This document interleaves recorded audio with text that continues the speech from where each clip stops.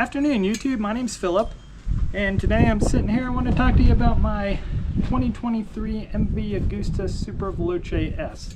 The first thing you're going to notice is I'm actually sitting next to a Honda Africa Twin, and that is because the MV Agusta does not exist anymore. Cliff Notes version, it burned to the ground on the side of Route 50 in Annapolis, Maryland in June of this year. A lot of people on the MV forums are asking me what happened, why did it happen. To be honest, even to this day, I'm not 100% sure, but I'm going to tell you what I do know and the events of my ownership with MV and what led to that fateful day on June 14th. So to begin with, I bought my bike, 2023 MV Agusta Superveloce S, brand new from the dealer. I believe it was February 26th of this year, 2025. I was ecstatic to get the bike. Got it for a little bit of a discount, was super happy. I think out the door it was like maybe like 24,000. That was after everything. Immediately started putting mileage on it. Maybe I'd owned the thing for like all of 2 weeks. I had about 350, 400 miles on it, and it was starting to have starting issues. Sometimes you press the starter switch, it would look at you stupid, wouldn't do anything. Other times it would just shut off after you turned it on. Sometimes it would just take 5 or 6 times to start. Brought it back to the dealer at the very beginning of May of 2025, and they determined that both the starter sprag clutch and the starter switch both had gone bad on this bike. Now keep in mind, at this point, maybe the bike had not even 600 miles. The dealership tore the bike down to the frame and they replaced the parts. I will give them credit, they replaced everything in 1 day. They replaced it under warranty. They were super cool. I was happy. I trailered the bike back home. Not even a week later, the rear turn signals didn't work. Took the fairing apart, took a look at it, talked to the dealer again. They're like, oh, maybe your relay went bad. I was told that the relay can take up to a year to get from MV Agusta, and don't worry about it, Texas doesn't have inspections, so just use hand and arm signals. Yes, I was literally told by MV Agusta to use hand and arm signals on a $20,000+ bike that was, I think at that time, 3 months old. Needless to say, I was not really that happy. I took the bike apart to take a look, see if I could figure out what was going on, because I ended up getting a turn signal relay from Italy myself. Paid $200, got it within a couple weeks, and it didn't fix anything. Talking to the dealer again, they're like, oh, well, it probably has a short in the system. This happens all the time to the Brutales. Who knows, maybe it's happening to yours. And there was all kinds of suppositions about where the short could be.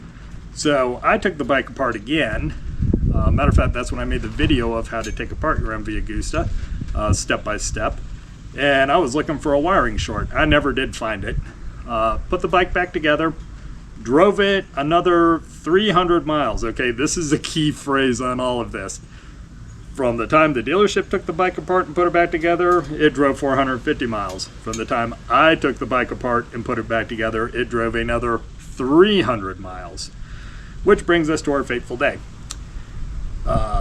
So I went on vacation out to the East Coast in Maryland. Out the Eastern Shore is what they like to call it.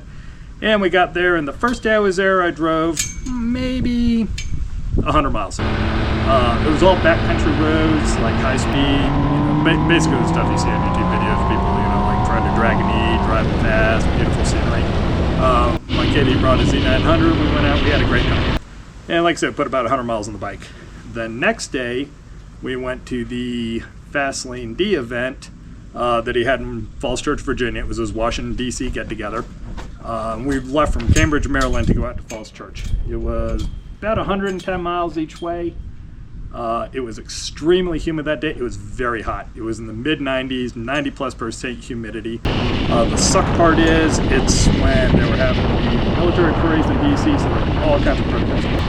So between the military parades, the protesters, the heat, the humidity, it was non-stop, slow-moving, stop-and-go traffic, all 100 miles.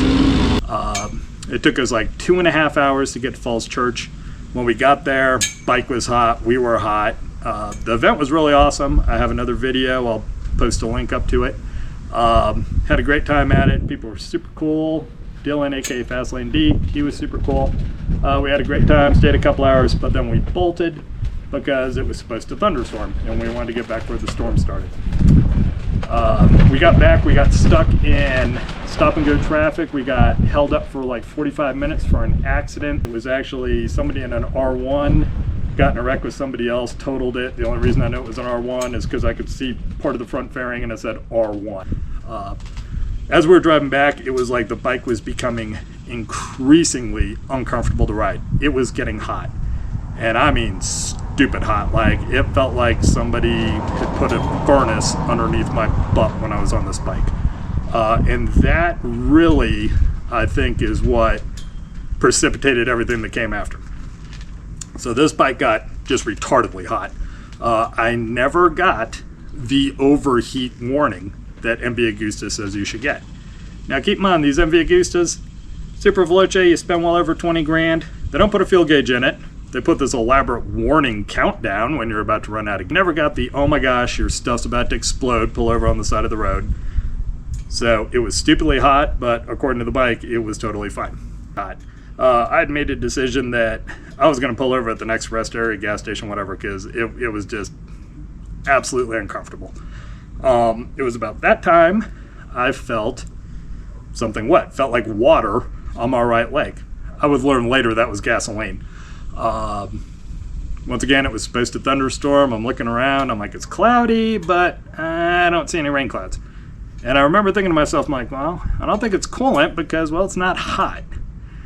And I was like, maybe somebody threw a soda out the door. I mean, I was thinking all kinds of crazy stuff. And the whole time I'm blasting along 80 miles per hour, you know, like in the second and left lane. Lots of traffic. The road was pretty full.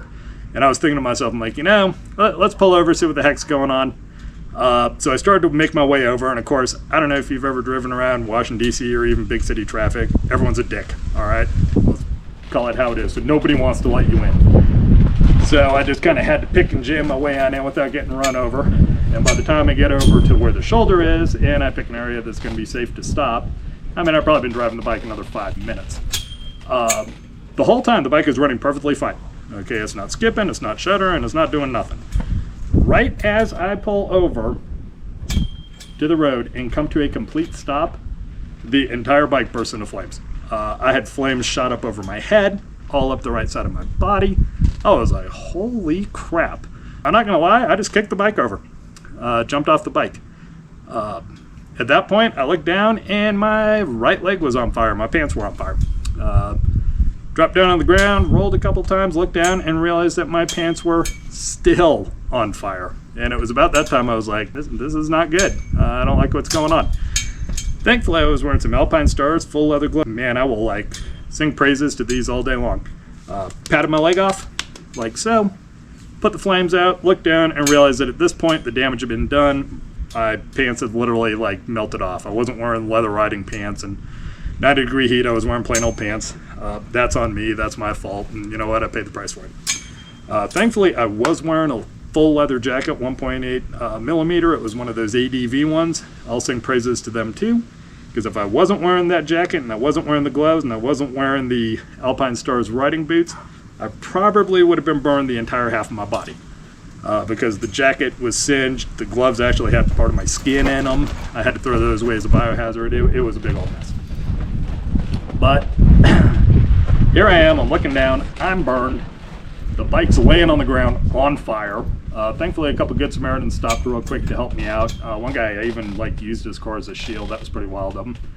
I don't know about you, but I don't drive around on a sport bike carrying a fire extinguisher in case my bike catches on fire, so we didn't have any way to put this thing out. I literally sat in the back of the ambulance and watched my bike burn to the ground as I sat on the stretcher. People may be like, hey man, do you take video?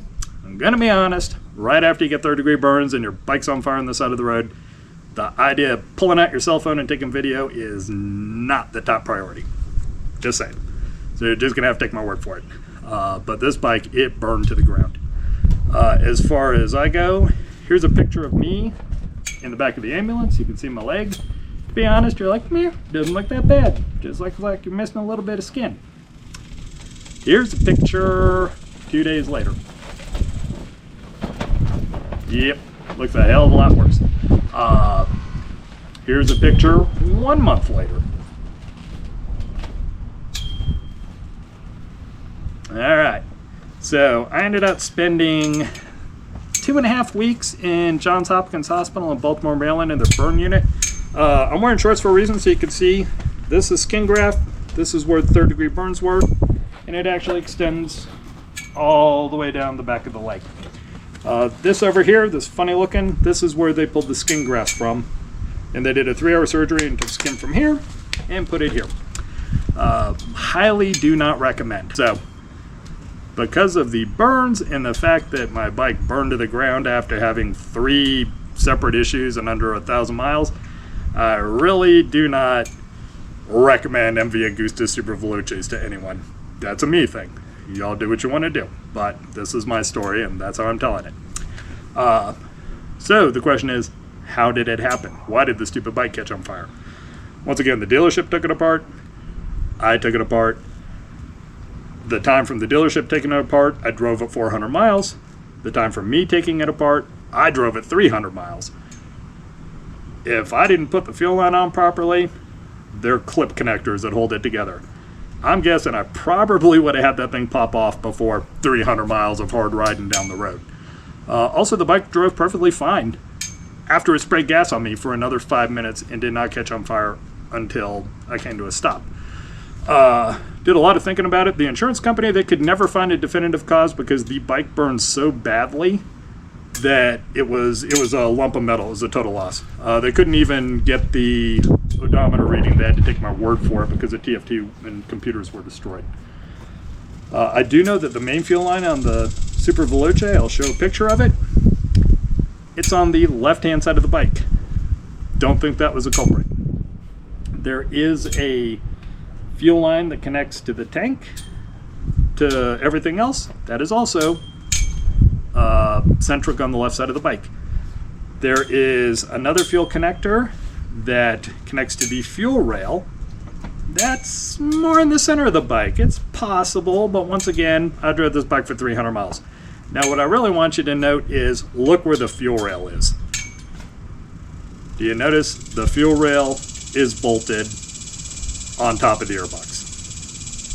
In an MV Agusta, the fuel sprays through the plastic airbox and into the intake plenums of the engine. I have looked at Ducatis, Kawis, Hondas. I cannot find another bike that has that design. Was that the cause of the fire? I can't prove it. If I could, trust me, I'd be, doing something else right now. I also know it got stupidly hot, and it probably got hot enough where, who knows, maybe it warped my airbox and sprayed fuel on me. Is it supposition? Yes, it's supposition. Is it plausible? Yes, it is plausible. Is that the cause of the fire? Hell, I don't know. Maybe I was just unlucky and my fuel line decided to pop off after 300 miles and spray gas on me. Whatever it was, I definitely lost confidence in the bike. But no, that is the reason why there is a Honda Africa Twin behind me, because, well, to the best of my knowledge, I can't think of a time when a Honda caught on fire that I owned. Also, it's kind of hard to get a full tuck on this leg because all this scar tissue here impedes me really pulling my leg up. That's what happened. I did unlock my video so that you can see my video on how to take fairings off an MV Agusta. I just put the caveat that, hey, working on these bikes and riding those bikes is at your own risk. My opinion is what it is. Appreciate you taking the time. Just so you know, I am going to have other YouTube content coming up, not only about the bike, but if you see this behind me, that's my BMW 330. We're going to have some good video in a couple weeks on racetracks. We're going to be taking her out to Eagle Canyon, out to their driving school, and we're gonna show the full day in the car and how the track and how the school works. Y'all take care. Appreciate you watching. Bye.